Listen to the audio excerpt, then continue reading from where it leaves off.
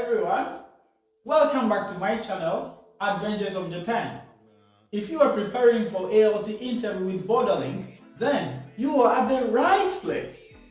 As promised earlier in my previous video, in today's video, I will be sharing essential interview tips which will guide you and give you the confidence going in.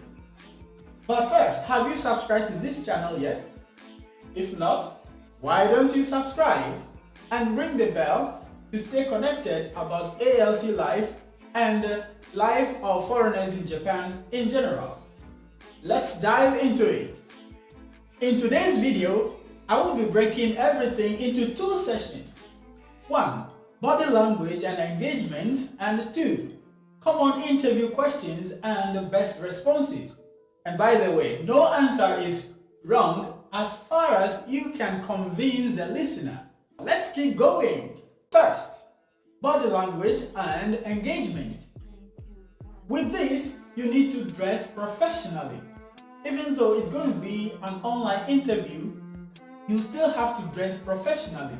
By professionally, I mean you have to dress in business wear. It could be this, or even this. And that is for the dress code. Because once it is an interview, you need to prepare for anything.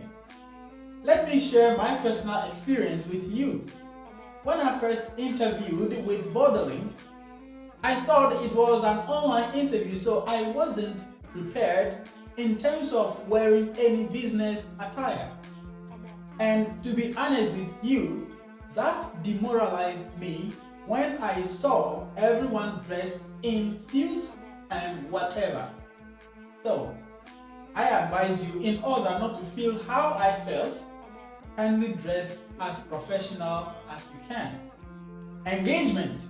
You need to answer every question with a smiling face. In Japan, they prioritize smiling. Even if we are in the classroom, especially in the elementary schools, they encourage the kids to keep smiling every time. So, Borderlink expects their employees to show that facial expression during the interview session.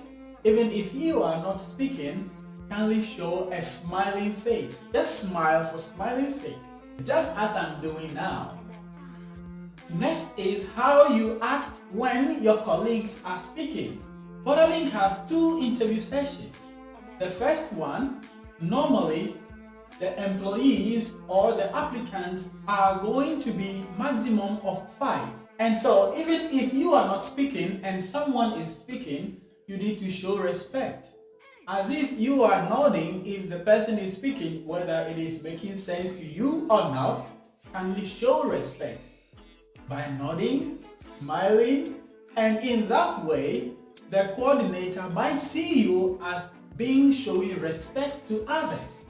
It is very, very important, and these are the 2 things I will say under body language and engagement. The next is the questions. Borderlink has only 1 question to give to the participants during an interview. Normally what they do is to tell you about Borderlink and what you should expect.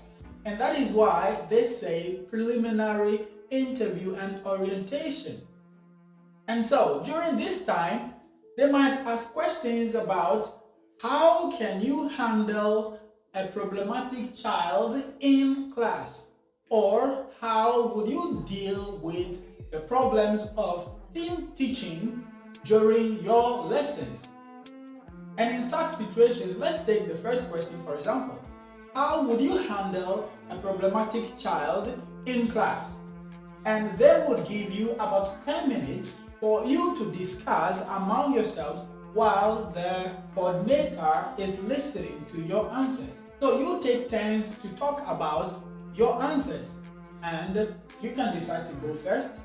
And in this instant, for me, I would say first, it is important to understand every child and their behavior, because some children act out in class not that they want to act out, but maybe they feel left out during the class.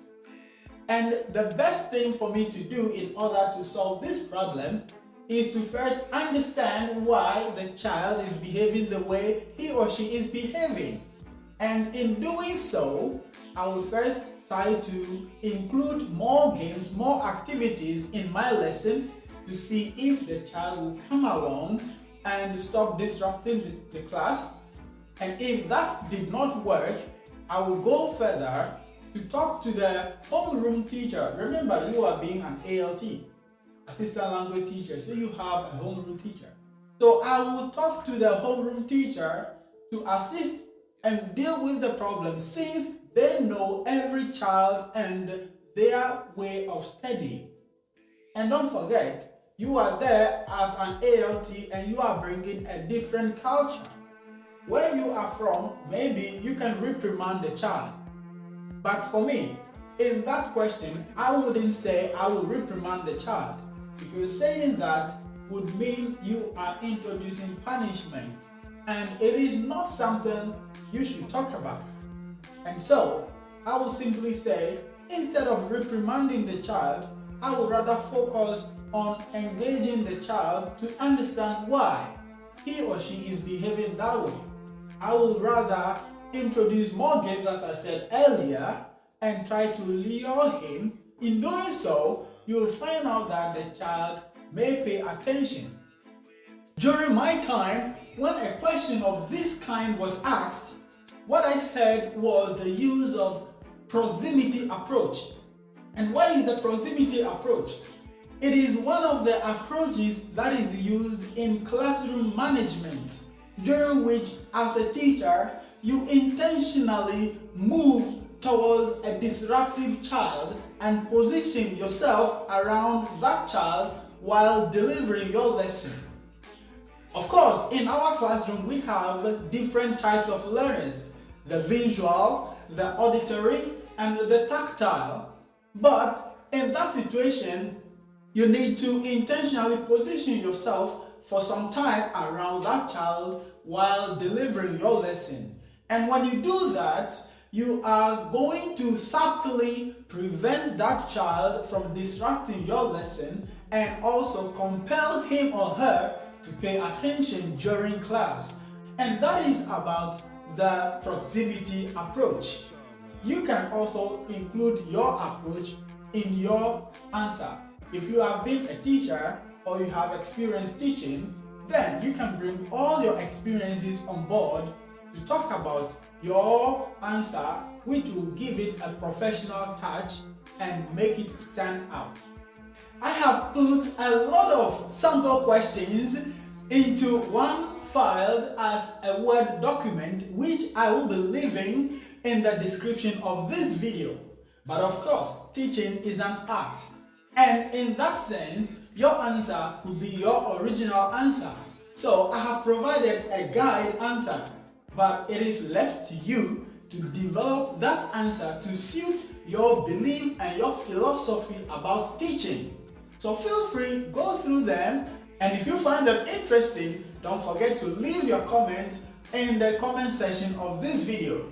Also, please do well to subscribe to this channel and share with others as well.